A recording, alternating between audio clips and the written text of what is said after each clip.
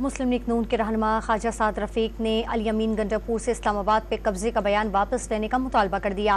वाज़ेह किया कि अगर कोई इस्लामाबाद में कब्जे की कोशिश करेगा और हुकूमत भी करे तो दोनों काम इकट्ठे नहीं चल सकते। ख्वाजा साद रफीक ने कहा कि तहरीक इंसाफ फौजी क़यादत से बराह रास्त मुज़ाकरात शौक से करे, लेकिन जो सिविल बालादस्ती का ड्रामा रचाया हुआ है फिर उससे निकल जाए। PTI ने धमकियां भी दी हैं, माजी में हमले भी किए हैं। 9 मई तक बात जा पहुंची है, 9 मई से बात जेलों तक चली गई है। अब उन्हें समझ आ जानी चाहिए, जमहूरी सियासत में आप घेराओ जलाओ और धमकियों से काम नहीं चलता। उनका भी काम नहीं चला, जो वो चाहते थे कोई एक चीज़ भी उनकी पूरी नहीं हुई। तो गंडापुर साहब को अपना बयान वापस लेना चाहिए। अगर कोई इस्लामाबाद पे कब्जे की या चढ़ाई की कोशिश करेगा और वो चाहेगा कि वो हुकूमत भी करे, तो ये दोनों काम इकट्ठे नहीं चल सकेंगे। कल PTI के एक लीडर ने कहा है कि वो फौजी की आदत से बराह रास्त मुज़ाकरात करना चाहते हैं,